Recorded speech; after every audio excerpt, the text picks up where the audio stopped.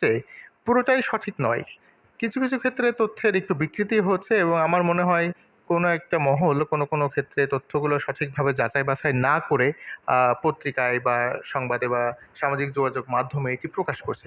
যেমনটি আপনি বললেন যে হামের একটি বিষয়। আমরা কিন্তু এখন পর্যন্ত এই মৌসুমে রাজশাহী মেডিকেল কলেজ হাসপাতালে প্রায় ২৭০ জন রোগী হামের উপসর্গ নিয়ে ভর্তি হয়েছে। তো তার মধ্যে বিশ্ব স্বাস্থ্য সংস্থার প্রতিনিধি দলের মাধ্যমে আমরা পরীক্ষা-নিরীক্ষা করে যেটি পেয়েছি ৪১ জন হাম পজিটিভ এসেছে এবং এই বড় সংখ্যার মধ্যে মাত্র ১ জন শিশু হামের উপসর্গে মৃত্যুবরণ করেছে। বাকি কোনো শিশু কিন্তু হামে আক্রান্ত হয়ে মৃত্যুবরণ করেছে, সেটি আমরা পরীক্ষা করে শনাক্ত করতে পারি নাই। তো দেখা যাচ্ছে এই ধরনের তথ্যগুলার একটি গরমিল হচ্ছে। আবার একইভাবে আমাদের রাজশাহী মেডিকেল কলেজ হাসপাতালে যে আইসিইউ এর কথা বললেন, যে তথ্যটি এসেছে যে অপেক্ষমান তালিকায় থাকা অবস্থায় কিছু রোগী মৃত্যুবরণ করছে। অবশ্যই হ্যাঁ, এটা ঠিক কিছু রোগী মৃত্যুবরণ করেছে। কিন্তু ঘটনাটা আসলে যেভাবে আমাদের সামনে এসেছে, পুরো বিষয়টা একটু যদি আমরা পিছনের দিকে আলোকপাত করি, তাহলে দেখা যাচ্ছে যে আমাদের যে ১২ সজ্জার শিশু আইসিইউ রয়েছে, সেখানে কিন্তু প্রত্যেকদিন আমাদের চাহিদা থাকে প্রায় ৫০ থেকে ৬০ জন। স্বভাবতই এত বড় সংখ্যক রোগী যখন আইসিইউ এর চাহিদায় থাকে, আমরা আইসিইউ নিয়ে একটা সংকটে পড়ে যাই। এবং এই মাত্র ১২ সজ্জার বিপরীতে আমাদের রাজশাহী বিভাগের বাইরে থেকে খুলনা বিভাগ, ঢাকা বিভাগের রোগীগুলো যখন আসে, আমরা কিন্তু তাদের স্থান সংকুলন করতে সবসময় পারি না। ফলে দেখা যায় ওই রোগীগুলো তাদের অসামর্থ্যের কারণেই হোক বা অজ্ঞতার কারণেই হোক বা স্বাস্থ্যগত জটিলতার কারণেই হোক, তারা কিন্তু অন্য কোথাও আইসিইউ সুবিধাটা পায় না এবং অনেক ক্ষেত্রে স্বাস্থ্যের অবনতি হয়। কোনো ক্ষেত্রে তারা মৃত্যুবরণও করে। এবং এখানেও তাই হয়েছে এবং আমরা যদি আরও একটু দেখি এই সংখ্যাটা যে ১১ই মার্চ থেকে শুরু করে মোটামুটি ২৬শে মার্চ এই কয়েকদিনে আমাদের যে রোগী মৃত্যু হয়েছে তাদের বেশিরভাগ অংশই কিন্তু দেখা যাচ্ছে ২৮ দিনের বাচ্চা, ২৮ দিনের মধ্যের বাচ্চা। অর্থাৎ খুবই ছোট বাচ্চা যারা নিউবর্ন, আমরা বলছি নিওনেট। তো এই ধরনের বাচ্চাগুলো আসলে জন্মের পরপরই যদি আমরা প্রপার কেয়ারটা না দিতে পারি, সেক্ষেত্রে কিন্তু তাদের জটিলতা থাকলে বাঁচানো কঠিন হয়ে পড়ে।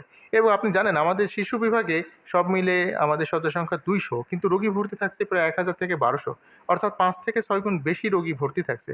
তো আমরা যখন স্বাভাবিকভাবেই একটি বাচ্চাকে অসুস্থ অবস্থায় তাকে শয্যা দিতে না পারছি, যথাযথ চিকিৎসা দিতে না পারছি, বাচ্চাটি খারাপ হয়ে যাবে। সেক্ষেত্রে যখন আমি আইসিইউ দিতে না পারবো, বাচ্চাকে আসলে বাঁচানো কঠিন হয়ে পড়বে।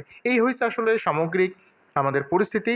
তবে একথা আমরাও স্বীকার করি যে এই যে বড় সংখ্যক বাচ্চা বা বড় সংখ্যক রোগী যারা বিছানার অভাবে বা আমাদের আইসিইউ এর অভাবে মৃত্যুবরণ করছে, এটি যদি আমরা জনবল বাড়াতে পারতাম, আমাদের রাজশাহীতে যে শিশু হাসপাতালটি রয়েছে সেটা যদি আমরা চালু করতে পারতাম, আশেপাশে সরকারি বেসরকারি পর্যায়ে যদি আরেকটু আইসিইউ সেবা বাড়াতে পারতাম, এই বড় সংখ্যক রোগী মৃত্যুর হার কিন্তু আমরা স্যার, ভেন্টিলেটরের একটা বিষয় আসছে। ভেন্টিলেটর মানে কি অপরাধ করলো?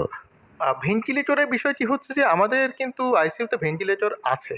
আমাদের যে ৪০ শয্যার আইসিইউ সেখানে ১২ শয্যার বাচ্চাদের আইসিইউ এর বিপরীতে ১০ টি ভেন্টিলেটর আছে এবং প্রাপ্তবয়স্কদের মধ্যে যে আমাদের ২৮ শয্যা সেখানে আমাদের ২৫ টি ভেন্টিলেটর রয়েছে। আমাদের স্বাস্থ্যমন্ত্রী মহোদয় আপনারা জানেন যে ৫ টি ভেন্টিলেটর দেওয়ার কথা বলেছেন মিডিয়াতে। তো আমরা খুবই আনন্দিত এবং এই ভেন্টিলেটর পেলে অবশ্যই আমাদের শিশুদের ক্ষেত্রে তথা আমাদের আইসিইউ রোগীদের ক্ষেত্রে আরও বেশি উপকার হবে। স্যার, আমি আপনার কাছে আরেকটা বিষয় জানতে চাই যে মেডিকেল যেহেতু সরকার গঠন কয়েক মাস হয়েছে, এখন বর্তমানে কি আপনাদের এই মেডিকেলের কোনো ফ্যাসিস আছে কি? আ এই এই বিষয়টা নিয়ে আসলে কথা বলার মতো ব্যক্তি মনে করি আমি না। কারণ এই ধরনের পলিটিক্যাল কোনো বিষয় তো আসলে আমার বলা উচিতও হবে না। আর আমি যেহেতু হাসপাতালে সরকারি চাকরি করি, সরকারি বিধিমালা অনুসারে যে নিয়োগ প্রক্রিয়া হয় সেটার প্রতি আমি শ্রদ্ধাশীল। আরেকটা বিষয় আপনার কাছে জানতে চাই কি, এই যে মানে আজ ৩ দিন থেকে এই যে রাজশাহী মেডিকেল কলেজে ১১ দিনে ৩৩ জন শিশুর মৃত্যু হয়েছে। মানে কতদূর কি মানে আগিয়েছে মেডিকেল মানে কর্তৃপক্ষ, একটু জানাবেন? না, আমাদের কিন্তু দেখুন গত কয়েকদিনের ধারাবাহিকতায় আজকেও কিন্তু মাননীয় প্রধানমন্ত্রীর স্বাস্থ্য বিষয়ক একজন উপদেষ্টা আমাদের মেডিকেল পরিদর্শন করেছেন। সাম্প্রতিক সময়ে আমাদের সচিব মহোদয়, আমাদের স্বাস্থ্যের আ মহাপরিচালক মহোদয় তারাও হাসপাতাল পরিদর্শন করবেন। হাসপাতালের অভ্যন্তরে আমাদের যে পরিচালক মহোদয়, শিশু বিভাগের বিভাগীয় প্রধান, অন্যান্য ইউনিটের প্রধান, তাদেরকে নিয়েও কিন্তু আমাদের বৈঠক হয়েছে।